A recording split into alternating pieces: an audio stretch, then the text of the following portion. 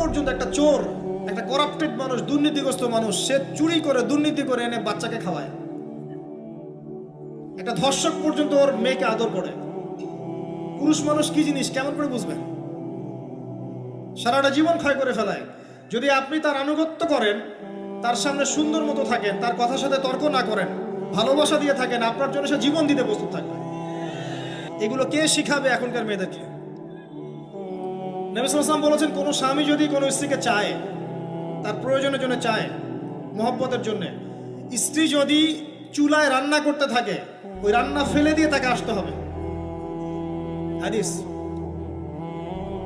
রাতের বেলা স্বামী স্ত্রী শুয়েছে, স্বামীর চাহিদা আছে, স্ত্রীর কোনো সমস্যা নাই, স্ত্রী ফিট, ইচ্ছা করেই অহেতুক স্বামীকে বলল আমি রাজি না, উল্টা পাশে মুখ করে ঘুমিয়ে গেল। আল্লাহর নবী বলছেন, সারা রাত আল্লাহর পক্ষ থেকে একজন ফেরেশতা আসবে, এসে এই নারীকে অভিশাপ দিতে থাকবে। শুরুটা হবে আপনার বিয়ে দিয়ে।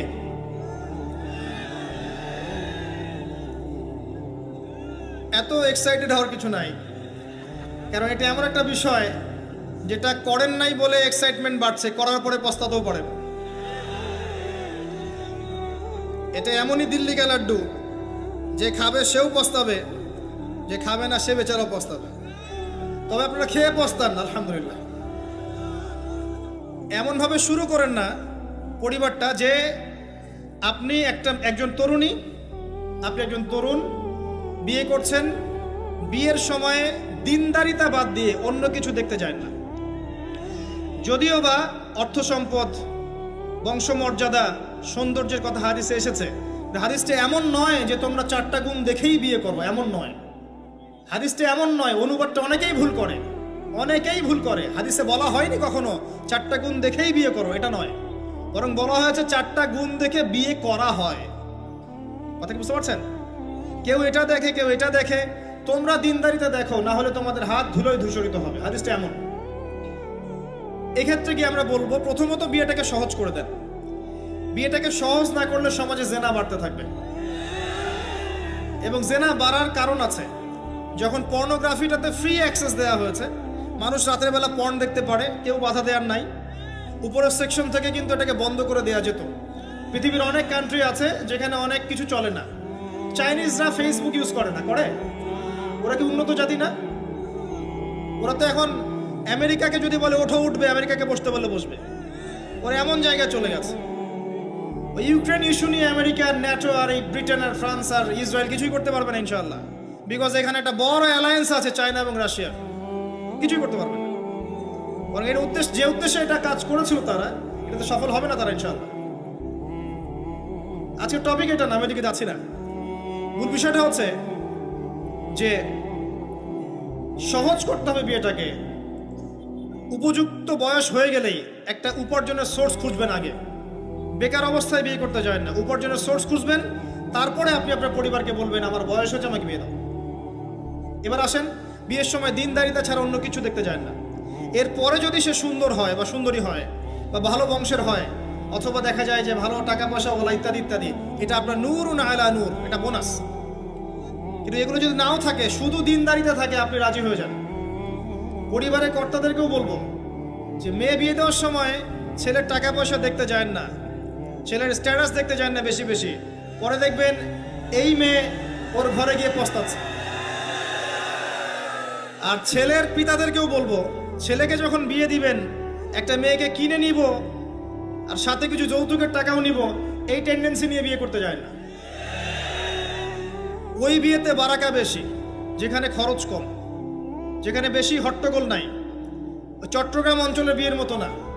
একটা বিয়েতে মনে হয় 40-50 লাখ টাকা খরচ করে ফেলায়। গেটেই সাজাবে বলে 4-5 লাখ টাকা খরচ করেছে। এই 5 লাখ টাকা দিয়ে, এই 5 লাখ টাকা দিয়ে আর মনে হয় 10টা-20টা পরিবারকে বিয়ে দেওয়া যাবে। হ্যাঁ, লোহার আংটি দিয়ে বিয়ে করেছে সাহাবী। লোহার আংটিও নাই তোমার বাসায়? বলছে না ইয়া রাসূলুল্লাহ, লোহার আংটিও তো নাই আমার বাসায়। তাহলে কি করবা? কোরআনের কয়টা সূরা জানো? যে এই সূরাগুলো জানি, এগুলো শিখিয়ে দিও, যাও, মোহর হয়ে গেছে। কত সহজ বিয়ে, কত সহজ। আর এখন যেটা হয়, মেয়ে খুঁজবে দিনদার বিল গেটস, আর ছেলে খুঁজবে দিনদার ক্যাটরিনা। কথা বুঝতে পারছেন? প্রিয় ভাইয়েরা, দিনদারি থেকে প্রাধান্য দেন, আর কিচ্ছু না। আপনি সফল হবেন ইনশাআল্লাহ, শান্তি পাবেন। এবং বিয়ের পরে আল্লাহর পক্ষ থেকে একটা ভালোবাসা আসবে। যদি আপনি দেখেন যে আপনার স্ত্রী খাদিজা রাদিয়াল্লাহু আনহার মতো, আয়েশা রাদিয়াল্লাহু আনহার মতো, হাজেরা আলাইহিস সালামের মতো সবর করেনেওয়ালা, যে আপনাকে দিনের পথে এগোতে সাহায্য করে, তাহলে আর অন্যদিকে চোখ দেওয়ার দরকার নাই, রাজি হয়ে যান। এরপর আপনার পরিবার শুরু। এখানে উভয়ের মাঝে হৃদ্যতা, ভালোবাসা থাকতে হবে। তবে আরেকটা কথা বলে রাখি, সবাই মনোযোগ দিয়ে কথাটা শোনেন। একটা পরিবারের ভিত্তি শুধু ভালোবাসা দিয়ে টিকে থাকে না। একটা পরিবারের ভিত্তি টিকে থাকে আপোষের, বিশ্বাসের উপরে। একে অপরকে বিশ্বাস করতে শিখতে হবে, একে অপরকে শ্রদ্ধা করতে হবে, একে অপরের সম্মান দিতে জানতে হবে। আপনাকে আপনার স্ত্রীকে আপন মনে করতে হবে, আপনাকে আপনার স্বামীকে আপন মনে করতে হবে। বাইরের মানুষ আপন নয়, এরা আপন আপনার। একজন একজন লেবাস, পোশাক। এরপরে আপনি মোহর শোধ করেন, আপনি সন্তান সন্ততি নেন, সন্তান সন্ততিদেরকে আল্লাহর এবং তার রাসূলের আদর্শে বড় করে তোলেন। পরিবারের মধ্যে তালিম চালু করেন, তালিম। পরিবারের মধ্যে তাওহীদ রাখেন, সুন্নত রাখেন, একসাথে খেতে বসেন। স্ত্রীকে হাদিয়া দেন, স্ত্রীকে গিফট দেন, তাকে মাঝে মাঝে ঘুরতে নিয়ে যান, তাকে নিয়ে রিফ্রেশমেন্টে যান, তাকে সময় দেন, তাকে টাইম দেন, তাকে সময় দেন। নবী সাল্লাল্লাহু আলাইহি ওয়াসাল্লাম আয়েশা রাদিয়াল্লাহু আনহার কোলে মাথা রেখে কোরআন তেলাওয়াত করতেন। তার সাথে চাঁদনি রাতে দৌড়েছেন এবং চাঁদ দেখেছেন, সফর করেছেন, রাতের বেলা হেঁটেছেন, সময় দিয়েছেন, খালি পায়ে হেঁটেছেন। সময় দেন। এখন এমন একটা অবস্থা যে পুরুষদেরকে মনে করা হয় যে তারা হচ্ছে মানি মেকিং মেশিন, তারা খালি টাকা পয়সা মেক করবে, আর স্ত্রীরা হচ্ছে চুলা ঠেলবে সারাদিন। আমরা এমন মনে করে নিই আর কি। আবার এই যে ফ্যামিনিস্ট রেভলিউশন যখন থেকে আসছে, ফ্যামিনিস্ট রেভলিউশন কি জিনিস? দাজ্জালের ফলোয়ার্স আর কি, যে মেয়েদেরকে আপনি ঘরে রাখতে পারবেন না। তো তারা যখন থেকে এসেছে, ইমার্জ করেছে, তখন থেকে তার একটা কনসেপ্ট দিয়েছে যে পুরুষ আর নারী একে অপরের প্রতিদ্বন্দ্বী। দেখবেন প্রতিদ্বন্দ্বিতামূলক কথাবার্তা বলে। স্বামীর মুখের উপর তর্ক করতে যাবেন না। স্বামীকে বাইরের অনেকগুলো বিষয় ফেস করতে হয়। একজন স্বামী মনে করেন প্রশাসনে চাকরি করে, তাকে তার ডিউটি ফেস করতে হয়, তার বসকে মেনটেন করতে হয়, তার এগুলো সামলাতে হয়, তাকে বাজারঘাট করতে হয়। সারাদিন পরিশ্রম করে সে বাসায় ঢোকার পরে আপনি মুখটা গোমরা করে বসে থাকেন।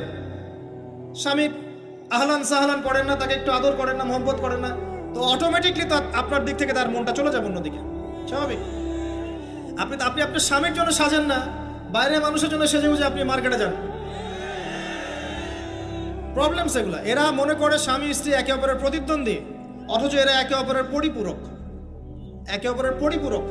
উভয় হৃদ্যতা, ভালোবাসায় পরিবার গড়ে ওঠে। যে পরিবারের মধ্যে হৃদ্যতা, ভালোবাসা আছে, ওই পরিবারের বাচ্চা কাচ্চারা দেখবেন বড় আলেম হবে, বড় নেতা হবে, বড় কিছু হবে ইনশাআল্লাহ। যেখানে এগুলো নাই, ওই সন্তানরা বড় হয় হতাশার মধ্যে, কাজের বুয়ার কাছে, ডে কেয়ার সেন্টারে। এরা তো বড় হয়ে জঙ্গি হবে, সন্ত্রাসী হবে, স্বাভাবিক। ভালো প্যারেন্টিং দিতে পারে নাই। এরকম না বিষয়টা। সময় দিতে হবে, একে অপরের দায়িত্ব বুঝতে হবে, আপোষের মধ্যে বিশ্বাস থাকতে হবে, ভালোবাসা থাকতে হবে এবং সবরের মানসিকতা থাকতে হবে। মেয়েদের ব্যাপারে বলাই হয়েছে তারা বাঁকাহার, অতএব চাপ দিতে যায় না, ভেঙে যাবে। চাপ দিতে যায় না, ভেঙে যাবে।